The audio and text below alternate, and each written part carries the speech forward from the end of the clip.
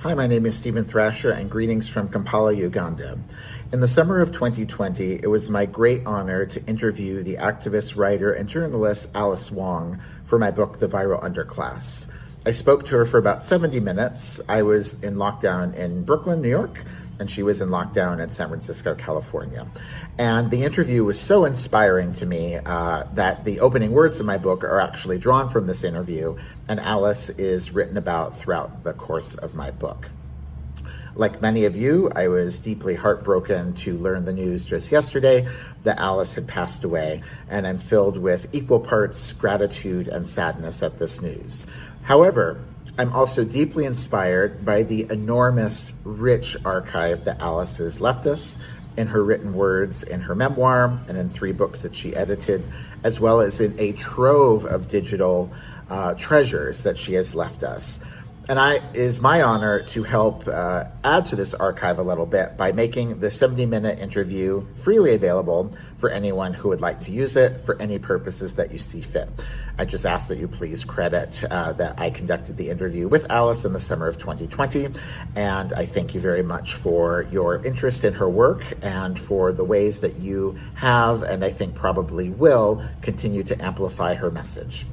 And so, without any further ado, may I present to you 70 minutes of Alice Wong in her own words. So yeah, thanks so much for talking with me. There were a few things I wanted to talk to you about. As I told you, I'm writing this book called The Viral Underclass. Yeah. And I am writing a lot about HIV and COVID, but I'm also more broadly, I think, for me, kind of the move is that when I was writing about the criminalization of HIV, I was mostly using that as a prism to write about systemic racism and homophobia, but really about race. Mhm. And what I'm writing now, still, I'm not dismissing race, race is still a part of it, but I'm now kind of banking from that through COVID to say there are all these ways that this viral underclass, racism is one of them, homophobia is one, but so are ableism, disability, Yep. capitalism, nationalism. And so I'm still primarily writing about COVID and HIV, but I'm also writing about hepatitis, and I'm writing about some pathogens that are not viruses, tuberculosis, how austerity budgets are exacerbating all these problems. And so I wanted to start with you, riffing off of the piece that you wrote for Vox, first to kind of ask you, how did you kind of become aware of the coronavirus, and how did you know this was something that you were probably going to have to speak about and seeing warning signs about problems? Thank you for asking. I feel like with so many marginalized communities, like we're basically the oracles.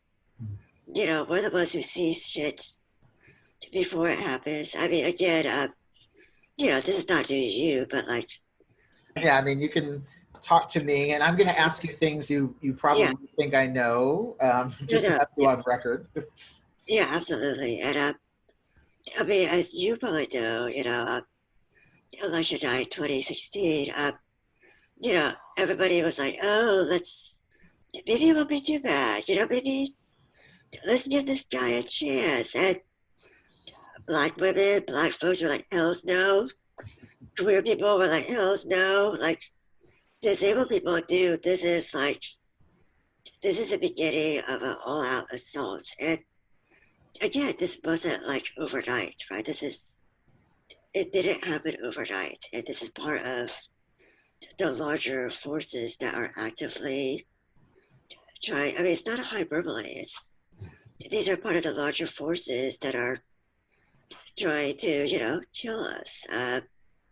It is not an exaggeration, even though I think a lot of people, I do recall feeling like, oh, you're overreacting, right? Like there was like a whole lot of chatter, right, about, all these marginalized folks saying, like, just chill, right? Like, just, and again, we've seen this throughout history. It's not due, right? This whole like scapegoating of people and systematic kind of undermining communities, right? From communities that have been excluded and have created their own power and created their own communities, but it's a threat, right? Like, it's a threat to the center, it's a threat to white supremacy. So, yeah, so I'm, clearly in December, as an Asian American, I read a lot about what's happening in Hong Kong. I have family in Hong Kong, just, I've never actually asked you before, where does your family connect in the world? yeah. So my parents met in Hong Kong as young adults in the 70s. They got married there. They moved to, of all places, Indianapolis, Indiana in the 70s. Oh, wow. So I'm like the first generation of in our family to be born here. So I was the Were you first. born in San Francisco? No, Indianapolis. Oh, you I'm were a born in Midwesterner. Indianapolis. Oh, wow, wow, yeah. Yeah, it's pretty wild, but just You're a Midwesterner. yeah. So that's our immigration story, and yeah, we have ties there, and obviously, I'm very interested in things that are happening in China and Hong Kong. Both my parents our roots are in northern China. It was called the Shandong province. So, politics has always been, super interesting to me. I've always kept up with East Asia politics and, clearly like the umbrella revolution in Hong Kong and just all the developments there. So, yeah, see the virus, really news coverage coming out of China, Hong Kong, Italy, these things seemed far away from American perspectives, but clearly living on the West Coast, it's only a matter of time, and I think, you know, when this first happened, it really, as you probably also know, the first major outbreak was at a nursing home in Washington State.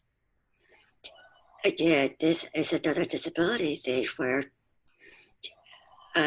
these congregate settings, such as prisons, such as nursing homes, are really traps, right? Like people are traps. So talking about the viral underclass, I cannot help but think about congregate settings. Sorry, what? Congregate settings. Yeah. So, that really makes me think about not just people and populations, but also the actual structures that incarcerate people and institutionalize people. And I think that's another kind of arm of the state, right? That's this does, literally make people vulnerable. So, when that first outbreak happened, that should have been the huge wake up call. And yet, I think because, let's face it, ableism and ageism, the fact that it happened to older people, and all this conversation about high risk, as you know, with the history of HIV, it is high risk, right? Like that's kind of a dog whistle, right? Like, talking about certain populations that are just considered expendable, right? Like you're either eating wrong or doing the wrong lifestyle choices, or it was, you're too fat, or, all these individualistic kind of behaviors. Like it's your responsibility to be healthy, and which is, we know it's more complex than that. So, to see conversations about high risk people, and that, oh, don't worry, at the very beginning, right? It's like, it only really impacts high risk people, people with preconditions. So, really, for most people, it's just a bad flu. And I think that's what really set up this kind of, huge gulf, right? Like it placated the masses. Like it is, oh, it doesn't affect me. I'm young, I'm rich, or middle class. Don't worry about me. I'm okay. And it's only those people, like those other people. And I think that was the very first kind of introduction into the public sphere, into the conversation about the virus, right? Like, number one, the very xenophobic, racist undertones, right? The China virus, the Wuhan virus, right? As if, Italians weren't affected, right? Like, or that Europe and other continents are not, experiencing outbreaks, but clearly very much in this racialized and, very ableist kind of sense that if you're quote unquote healthy, you're going to be fine. And I think, again, there's a lot to unpack there. So, already you know, my alarm bells were going off. And, so were so many other people I knew that's, do have chronic illnesses. And that's, who are older or, living on the margins already. Like, we always know that we're going to be disproportionately impacted. That on top of being disabled or chronically ill, plus being Black or brown or indigenous, right? Like, this is not a surprise. And, it's really just so unfortunate to see this play out all over again, right? It's just genocide by another name. So the reason why I wrote the Fox piece was, again, this whole very explicit conversation about healthcare rationing and triage, which again, states and Looking at now, it came out in the beginning of April, but you said it took you a while to place it. Do you remember when? Do you remember when about you first wrote? oh no, there was another piece that was the other piece I wrote was harder to place. Oh, okay. So the Fox piece, an editor reached out to me to say, "Hey, we're looking for vet users," and I'm like, "Oh, I'm a vet user. I could write this." So they asked me first, "Do you know anybody?" I'm like, "Yes, I could do this." So that came out, and I was really appreciative for the opportunity because, again,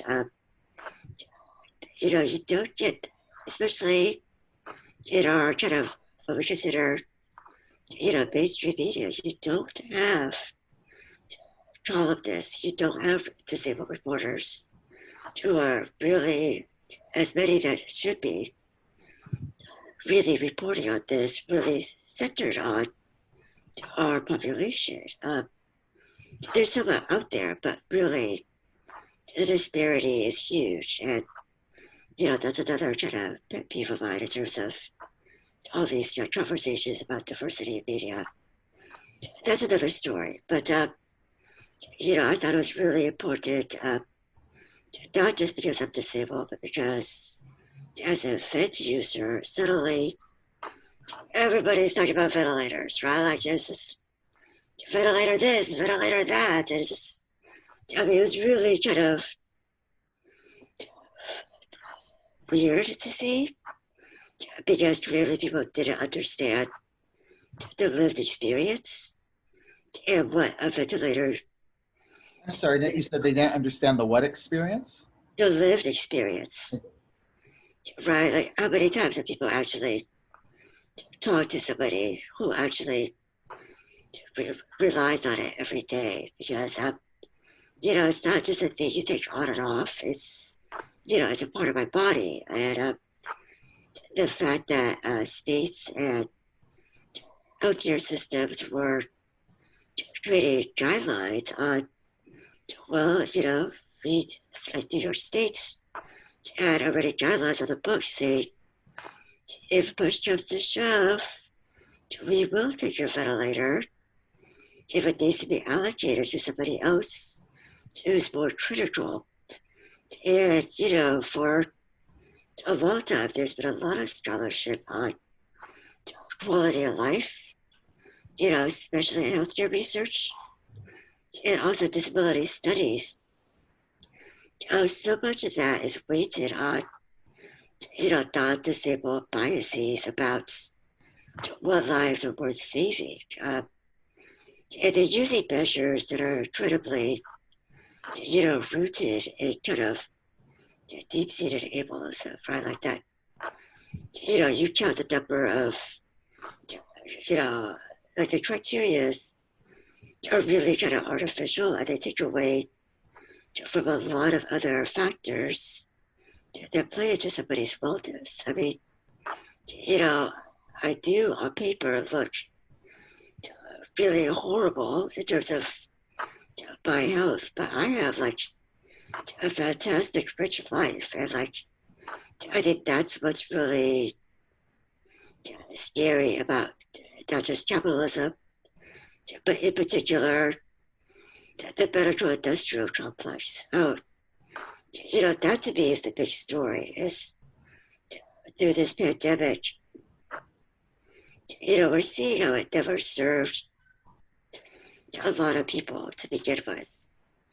Right. And I think suddenly more people are realizing that medical racism is a thing. I mean, were you surprised that like so many people just finally understood like the medical racism? I mean, I'm kind of stunned by the fact that. I mean, I feel like in a way, I can understand how it became so obvious that more people couldn't ignore it.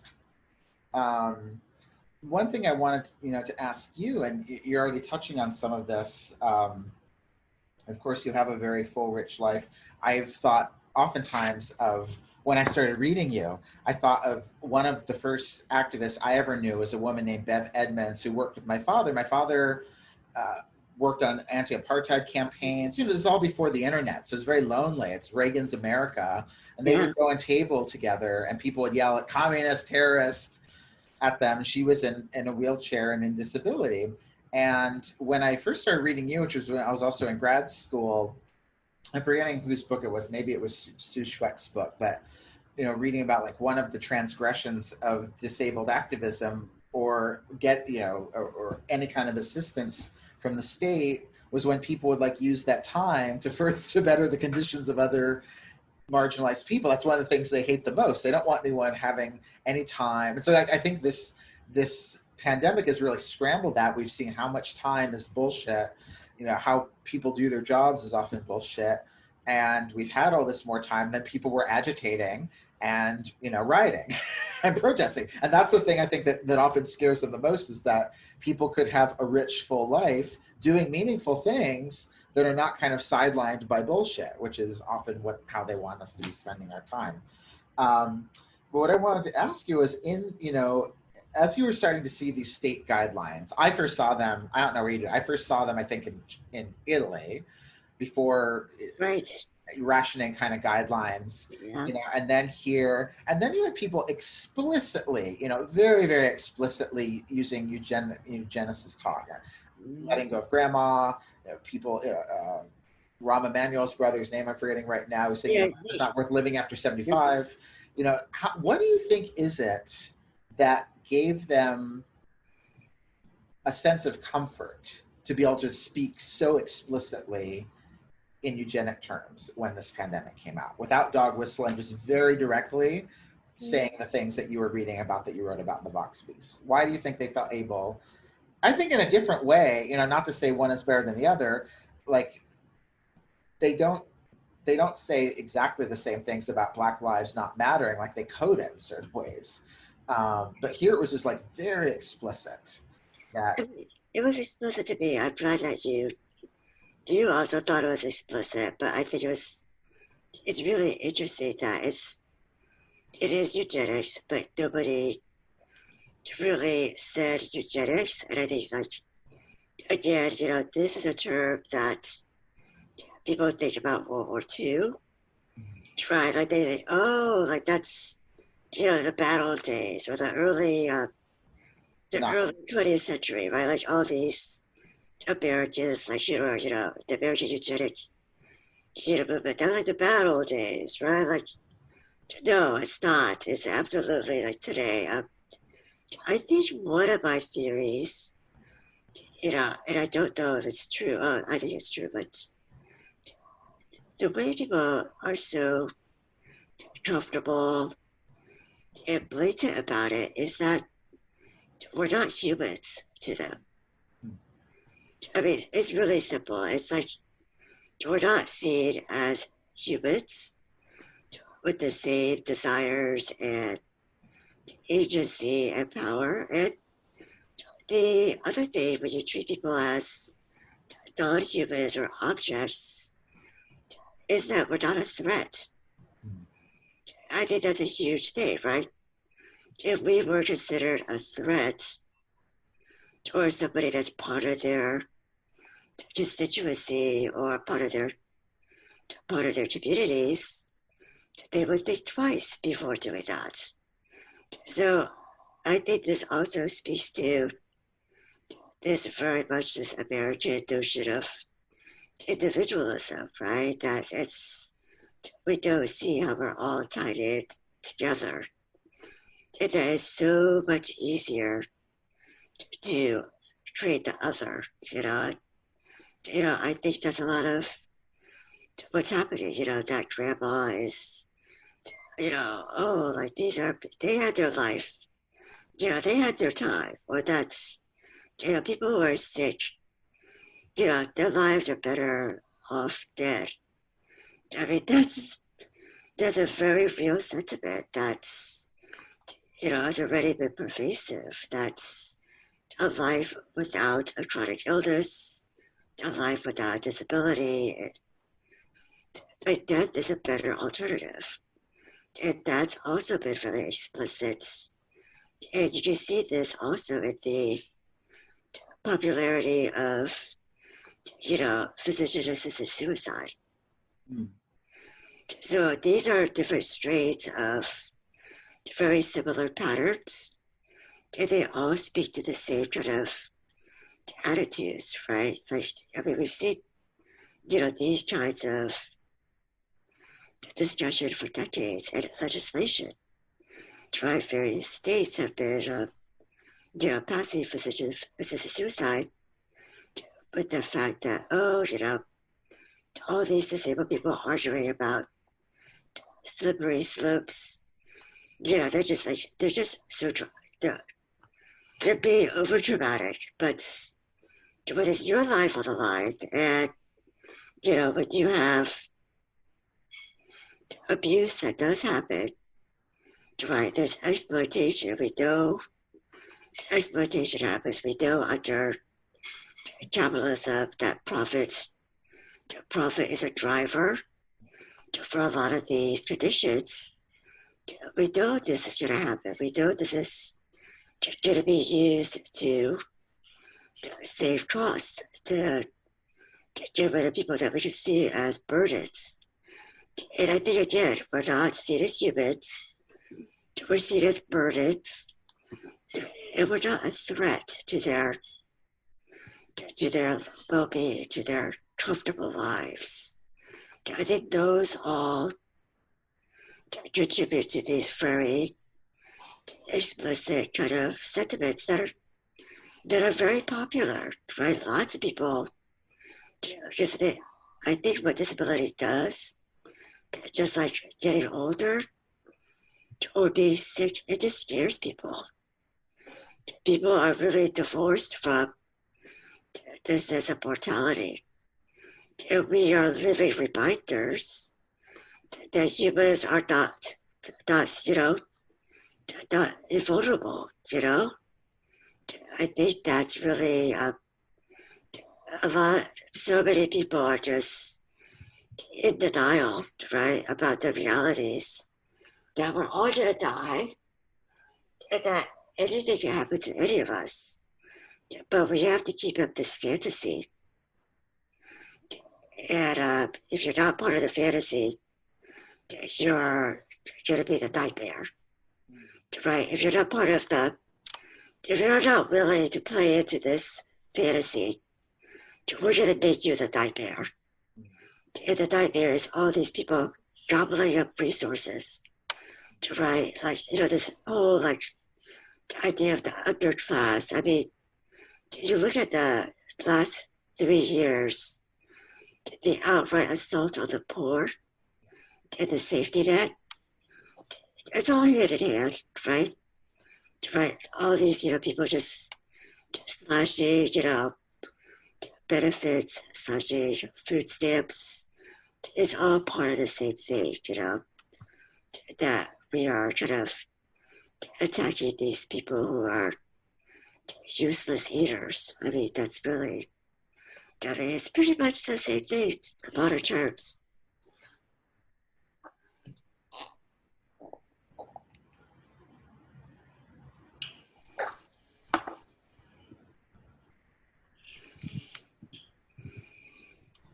Wow, giving me a lot to think about.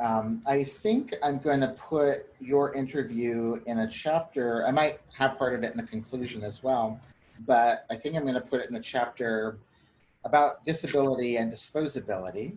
And when I first was trying to think through HIV and COVID, I mean, they're similarities. They're very particular differences too. They're quite different viruses, and so they've played out in different ways. But one of the things I thought was most common in the response to both is that the populations affected were considered disposable, right? Like queers, drug users, eventually later Black people, incarcerated people, they're all considered disposable, so not much to do about it.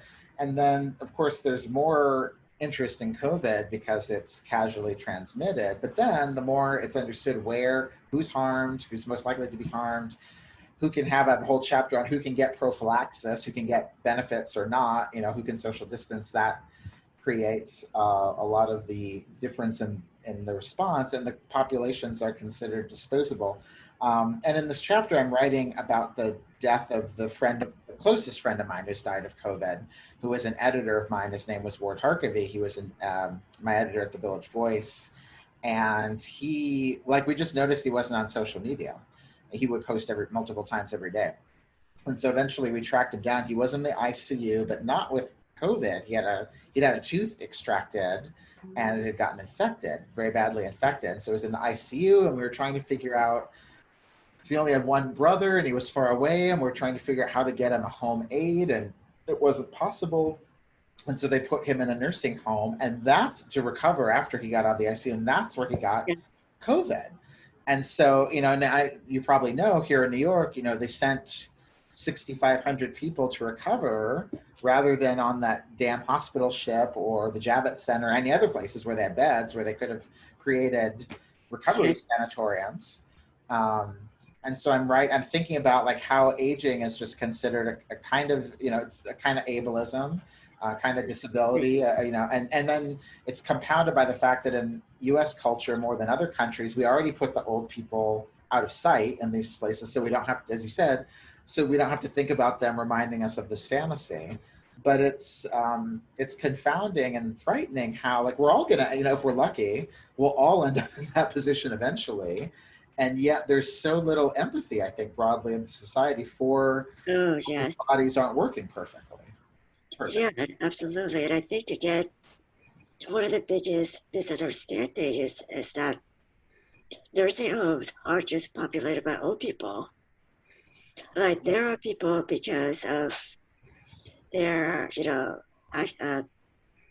their various needs, like personal needs, that are, incarcerated in nursing homes because their particular state doesn't fund community-based services. Right.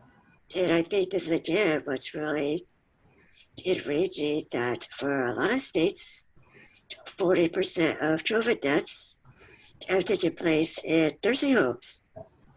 Like, why isn't that getting, why isn't there more action? And I think, again, the nursing home lobby is, money, always follow the money. The nursing home lobby is fighting for immunity. They're fighting for legal immunity, and they're not protecting their workers. Again, this is about the most vulnerable, and that includes essential workers, right? And I think there's a lot of solidarity between older, sicker, disabled people, plus the people that work with them, right? And I think the most people that work with them are low-wage women, women of color.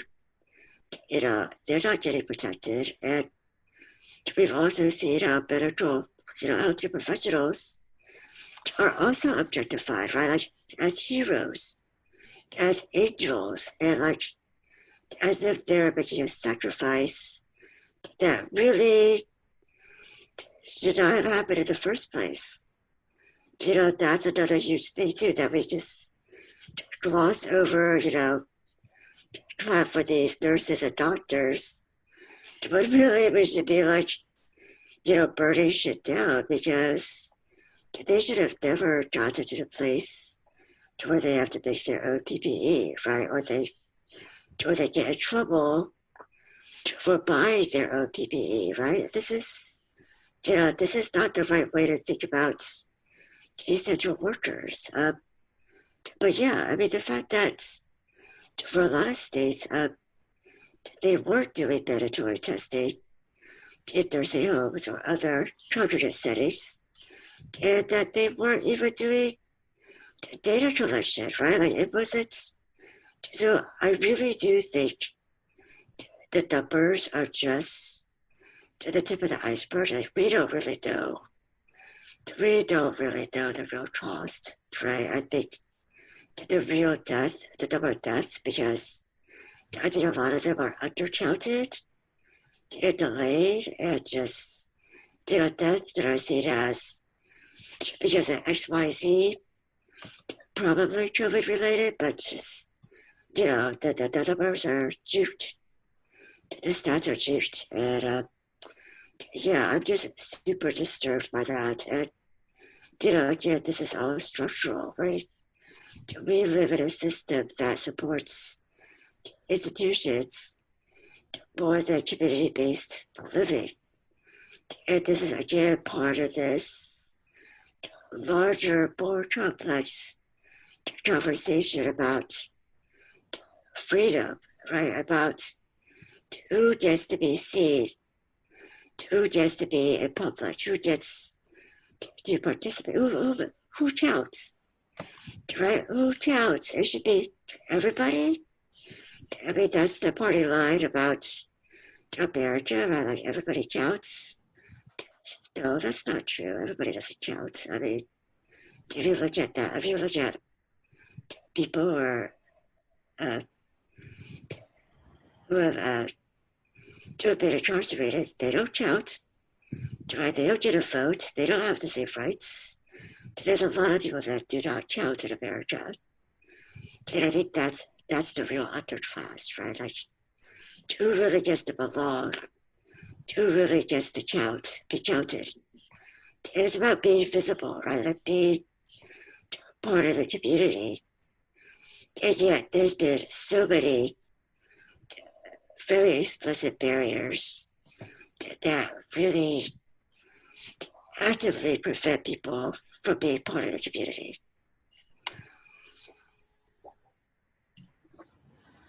Thank you. Wow. I'm gonna have to write a whole book just about this interview. Um,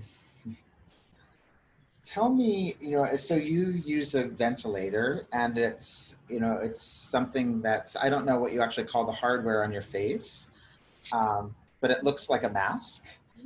And how have you perceived this entire conversation about personal freedom and masks and annoyance at wearing masks and refusal to wear masks? And have you worn this your entire life? No, I actually, it started, so just to back up and give you some background. So I have a neuromuscular disability. I had it my entire life. I was born with it. And it basically means that my muscles are progressively getting weaker. So when I was a kid, I could walk. I stopped walking when I was around 6 or 7, and started using a wheelchair. And then as I got older, I needed more support. I needed more help doing everyday activities. By the time I was 18 or 19, I had respiratory failure. So that basically meant that my diaphragm was not, giving me enough oxygen. I had really severe sleep apnea, and I didn't realize it was killing me until I had that crisis. And then I needed more ventilatory support. As I became an adult, I started using more hardware, as you said, with different kinds of devices. This machine is called a BiPAP machine. So it's a Is this the big, same machine or a similar machine to that people use for sleep apnea? right, it's similar, but it's kind of more advanced. So most people without my kind of disability, they use what's called a CPAP. Okay, yeah, So C hyphen PAP. yeah. So what I use is called a BiPAP, BI hyphen PAP. And that means there's two levels of pressure because I cannot inhale and exhale with the same force. So most people who have, regular sleep apnea, they have no problem expelling carbon dioxide, from their bodies. I do because my diaphragm is so weak. So that's kind of like a more advanced ventilation. And then there's, the other people who have, tracheotomies, where their ventilation is, through a tube down to their trachea. So my ventilation is called kind of non-invasive because it doesn't require a stoma, but it's still ventilation. So yeah, this is something that I use mainly at night as a young adult. And it got to be when I was in my early 40s, so I'm 46 now. I became more tired during the day. I had more trouble, you know, uh, energy wise, and just other things that were, I had trouble doing. So then I started using it part time in the day. And then I just started using it in the daytime, full time about 4 or 5 years ago. And, it was an adjustment. I think my life has just been a study in adjustment. It's just been, that's just part of my trajectory in terms of just feeling more vulnerable, understanding that I need more help, understanding that, you know, it's inevitable, but it's also,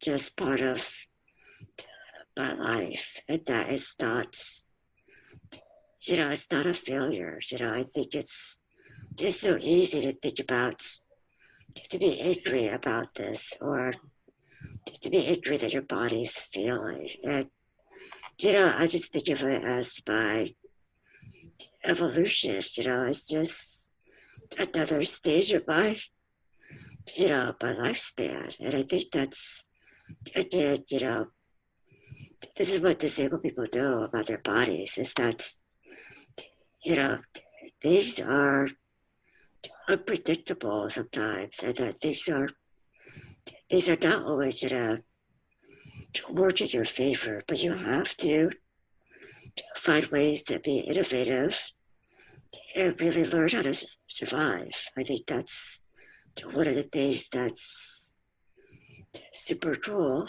about disability culture, or that, people with HIV and AIDS think about the mutual aid.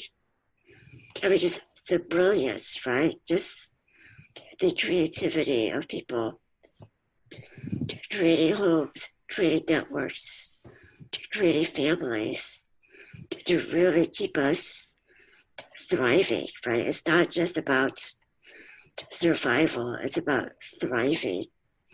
And how a lot of these, what we think of as struggles, right? Their struggles, their challenges, but it's also incredibly generative. I think it is a source of creativity, and it's a real source of innovation as well. Like we can teach people so much about how to live a more interesting life, a much more non-binary form of life that I think queer people already have known, and all kinds of communities have known, right? It's not just getting messy and about really embracing the mess, right? It's about embracing the fear. Let's not deny the fear, right? Let's not deny mortality. What can we gain from that? In the very here and now. So do you think that's part of why there has been so much resistance to masks? Like, masks are not comfortable, but not everything in life, well, maybe that's part of it. For a lot of people, they've been able to live their lives as if the world caters to their comfort. All right, you could live a more fulfilling life if you're still alive and your friends and family are still alive, but with a piece of cloth on your face. It is really, yeah, I'm still trying to wrap my head around why people don't realize it's not just for you, but it's for others. And this gets to, again, this very fucked up individualist culture, because if you look at Asia, people wear masks already, like way before pandemics. It's, if you're living in a place with a lot of pollution, it's not a big deal. It's just a way, it's a part of your lifestyle. It is not seen as an infringement upon freedom. I think this has been such a weird take on it. These whole Second Amendment people that just, drive me up the wall, or just all over their gun rights, but suddenly let's speak about the freedom of people to live, in safety, and somehow that's asking a bit too much, right? We're going a little bit too far. We care about life, pro-life, but not about, life through, wearing a simple mask. Let's restrict abortion, but not, care about life of real, people who are actually here right in front of you. It's so weird. It's just, but I feel like this is this is our culture. It's an indictment of our culture that we just think we're in it for ourselves. That that any kind of accommodation is an infringement. And that accessibility, is for everyone. So, this whole idea of being much more community-based, I think there's still a huge kind of divide in terms of just, that's where we need to get to, just going for more community-based worldview, I guess. I don't know. But I think we have a really long way to go, because people still care about themselves mostly. Yeah, we're really encouraged to in this society. And one of the kind of big level themes that I'm trying to work through based on my past reporting, on Michael Johnson in these cases, it's so easy, particularly from a media frame, and the power of the media to frame, to say, like, this is the problem of a bad person, patient zero, this one person that brought the disease into our community. And it's very nationalist, it's very ableist. It always imagines the US as this disease-free space until, or every community is, these spaces. And it's just much sort of cheaper for certain powers to blame it on one scapegoat than to tax the companies and have universal health care and give people the things they need, not just to survive, but to thrive. And it's very, very individualistic. And I have one chapter where I'm writing about the film Parasite, which is, it's about capitalism. It's an indictment of South Korea. And yet, South Korea still fared so much better because they do actually have some level of universal care. And they would, if you get sick there, the government brings you 3 meals a day so you can stay home. And in this country, it's just so chaotic. No one knows really what to do. There's no kind of guideline about how exactly you quarantine. And I find it very strange. With the testing, they keep reporting positivity rates, but there's no states aren't doing, randomized samples and making basis off of that. It's who's choosing to get tests, who can get tests, who has the time to get tests. Yep. It's very chaotic and that doesn't tell you the same thing from different populations if it's not randomized. And so we are, in essence, it's kind of every person to themselves.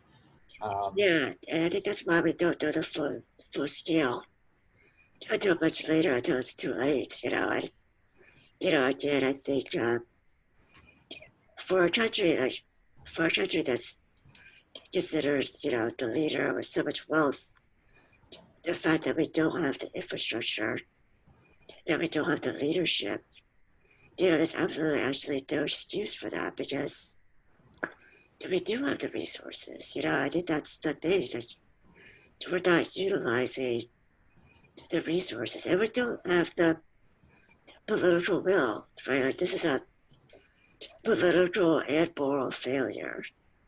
And I think that's a real indictment at the top. But basically at every level of government, it's not just about Trump, right? It's about Trump, but it's not just Trump. I think that's another thing too.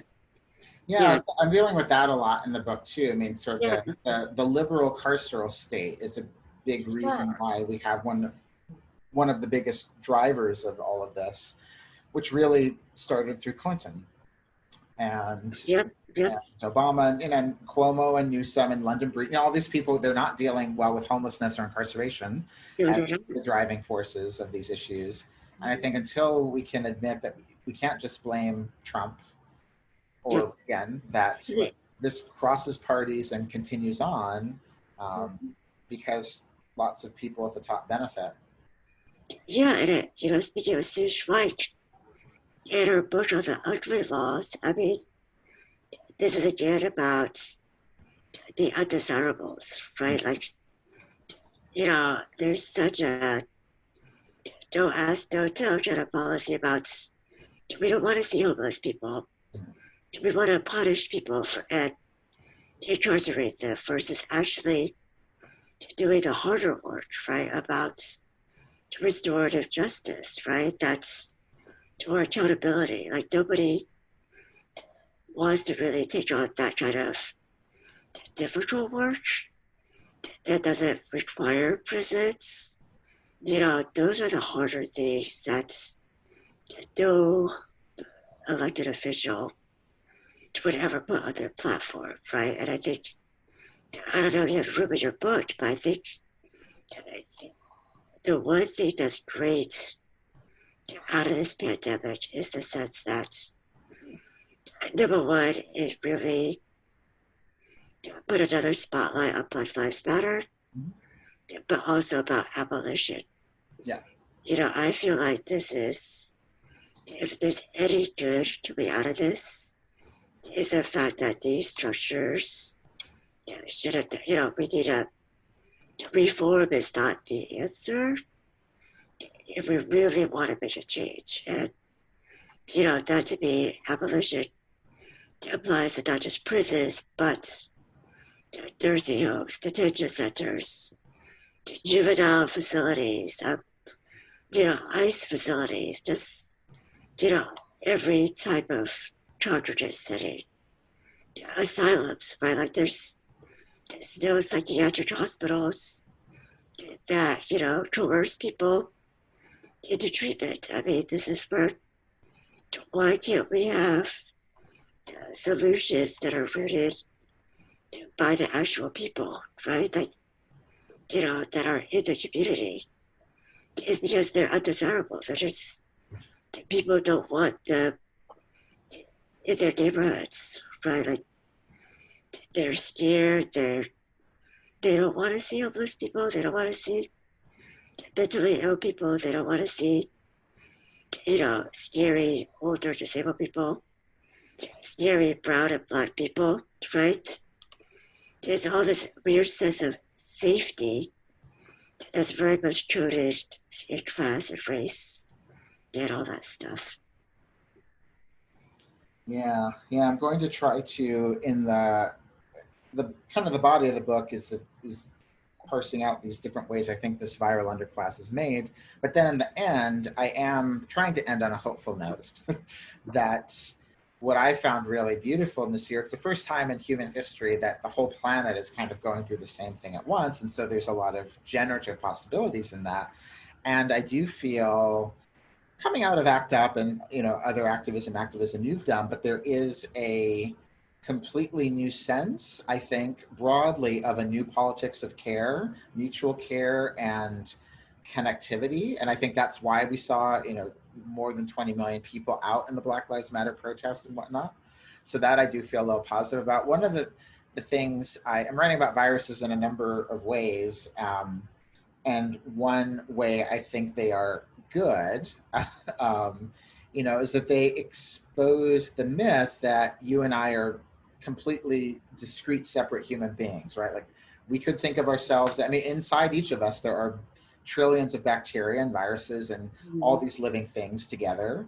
And we could not think of ourselves as an individual I. And the viruses show that we're constantly exchanging life matter. And if we thought about the care of a collective body rather than just the care of me or the care of you, there's a real power and possibility in that. So that I'm trying to maximize what we could learn from viruses. And I'm gonna, sorry, go ahead.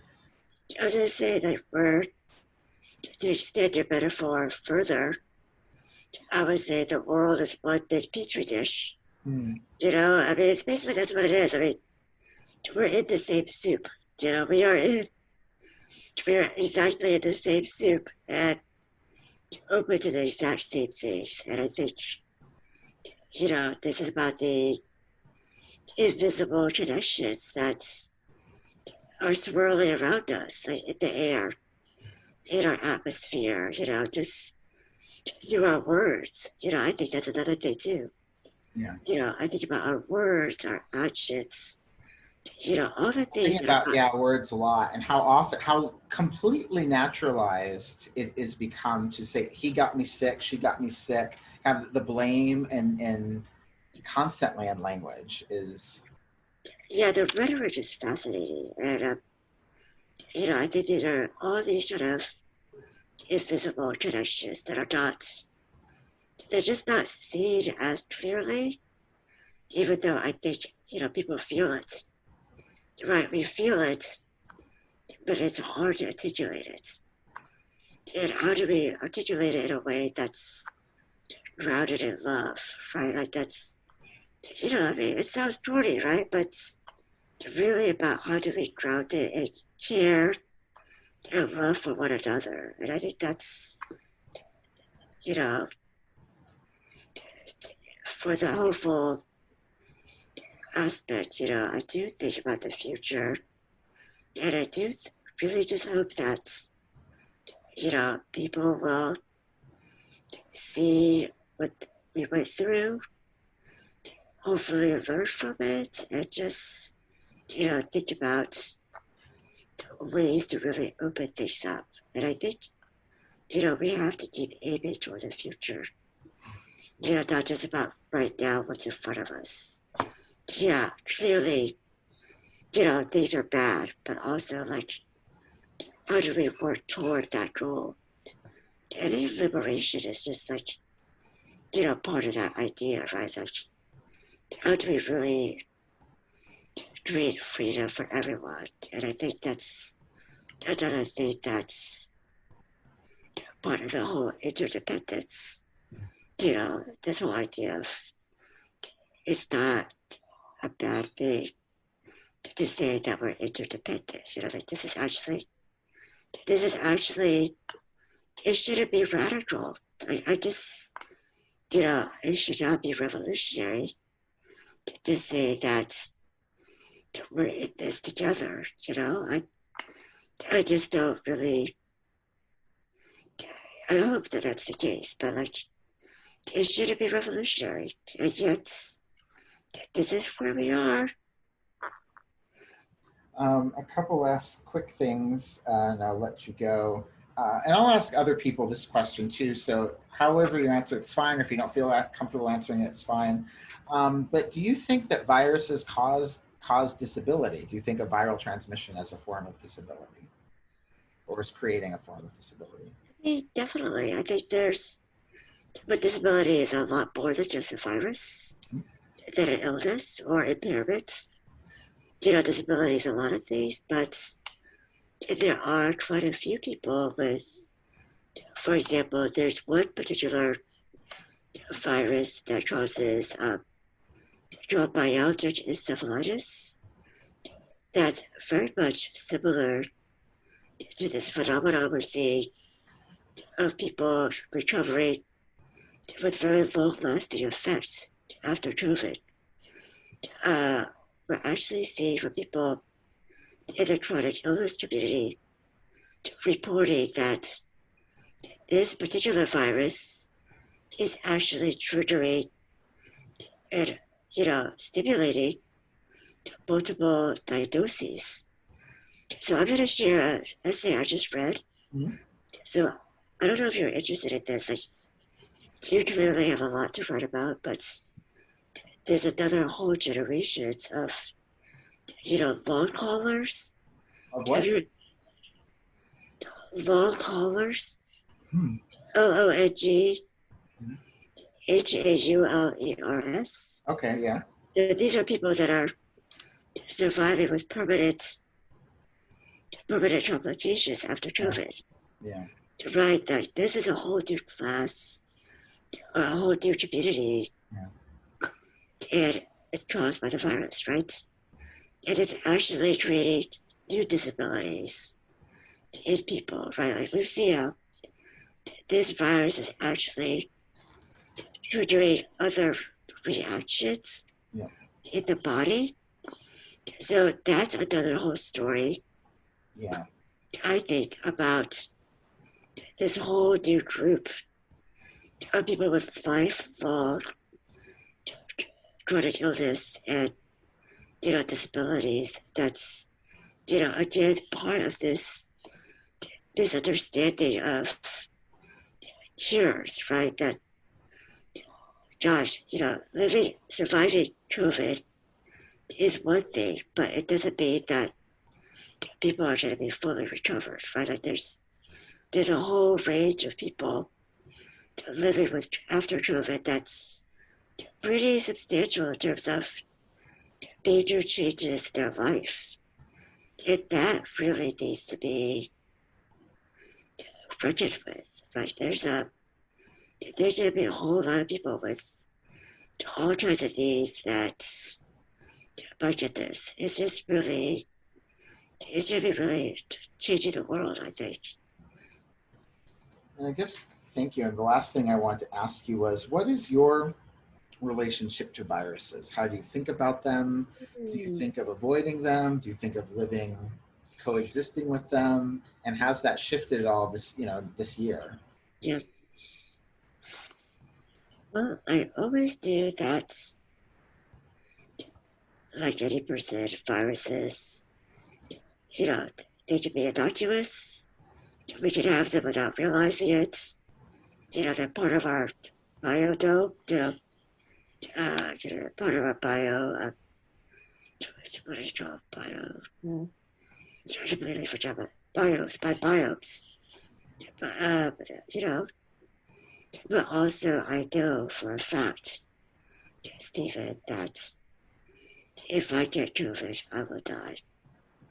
I know this. I absolutely know this because already with the very small reserve that I have already, just living day to day, my reserve is not enough. Knowing what I know about the symptoms, knowing about the inflammatory effects, knowing what I know about how it completely affects your lungs, you know, I know I'm gonna die if I get it. And, that's put me on high alert. I mean, I've been living basically, I'll just tell you, I have not left my house since March. I have not taken one step out of my home. And, that's kind of wild thinking about this because I also know that I don't feel safe well after this pandemic. Even with the vaccine, I don't know when I will feel safe. And I think that's interesting too, that I don't, that's my relationship with the virus. That's is still really a real threat, to me. My parents, I live with my parents. They're also high risk because of their ages. We are a high risk family.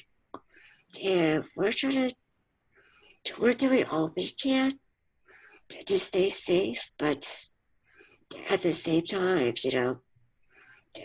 there's no prediction on we can do all the right things, we just don't get sick. And I think that's the other reality check that you do everything you have, all the money in the world, all the resources, you just don't get sick. So, I've been planning. I mean, making plans like, what will I do? Estate planning. Like, I have an advanced directive. I have, I've prepared all these things just in case. And, that's done before this, or you did this because of this? Well, I did this really basically right at the same time. Wow. So it was perfect timing, but, it's odd, but a lot of disabled people will tell you, like, we don't get the luxury of dying at old age. So I've been thinking a lot about my plans and making sure that I have as much control over how I want to live and die. And yeah, I mean, I did it. Like, it's really fun. This is very ironic, okay? My very last outing was with my parents to our lawyers about our estate planning. That was early to mid-March. That was my last outing before the city announced the lockdown. So it was really just... You're in San Francisco. Right, and we were one of the earliest cities to do that. It was very early, like second week of March. But yeah, the week before, I think I had we were talking about advanced directives. It was like, it was almost like the universe was saying, heads up, something's coming up. But yeah, I mean, so yeah, I've been thinking a lot about my mortality. But at the same time, Steven, it's really weird. I've never felt more alive. Like, I've never felt like I'm still at my peak. Like, I feel like, I have so much more to do, but that is huge sense of urgency, but also a real sense of joy. Like, I'm just living my best life, and it's really funny. It's just the most odd juxtaposition about this horror and yet the joy as well. So, yeah, that's how I feel. Thank you so much. It's such a joy to talk to you, and you, you really help, especially at the end. I am not sure how to put into words yet, but I want to write about how many of us, I feel this way as a Black gay man, even though I'm HIV negative. I feel like, many of us live with these viruses, whether or not they're in our body. Yep. We have a relationship with them. You have a very particular relationship with them. Even though, God willing, it's not going to physically encounter you, but it has such a existential effect on our lives that you articulate so beautifully. And so glad I can lean on your words and use them to do this, to explain like the possibility of like there's joy and excitement and feeling alive that can rip us from the stupor that a lot of people have. And also it's about respect. Like I respect this virus.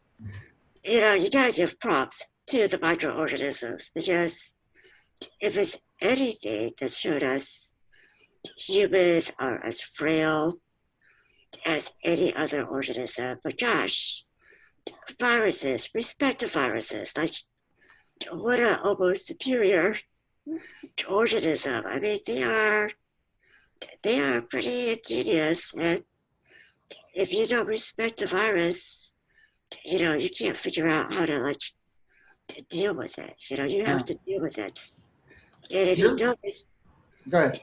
and people will underestimate viruses, right? I think that we see this. Right, people who underestimate viruses are the ones who are making these policies. I think Right, that, right. yeah, If this, you don't if you don't respect it and understand how it functions, you're fucked. You're fucked. And I respect the virus. I take it seriously, and I'll do my best to do this dance. Right, like we're gonna dance, and dance at a socially distanced dance for as long as possible. But there is a lot of respect I have for viruses, and I feel like that's the feeling, right? That we don't. Again, this is a devoid.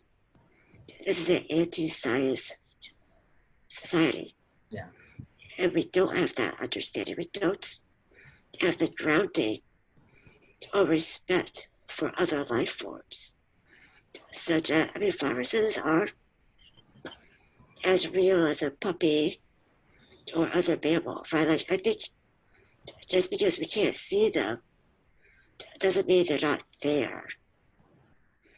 So it's part of our failure of our imagination that we don't see it as clearly in us as our mirror, right?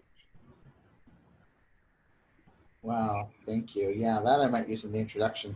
I've been thinking, I'm sure you saw that as California, 10,000 people have now died from this virus, and it's more than all earthquakes combined and fires. And that really struck me. I grew up in Southern California, just north of Los Angeles. Yeah. And earthquakes, had such a enormous influence on everything. Our house, school, preparation, shopping, like earthquakes were sort of this constant fear all the time. And it was just so jarring to think about, far surpassing a century of that in one virus in 5 months. Yep. And the fact that the numbers, like, I wonder, like, what is it going to take? What number do we have to reach until people care? And I don't think we're even close to that yet. Like, does it take 1 billion deaths? I really don't know if numbers are what is going to drive people to care. That's why in many ways I think your reporting and, everybody's doing their best in terms of activism and storytelling to really put a human face to the cost. Trying. Well, thank you so much.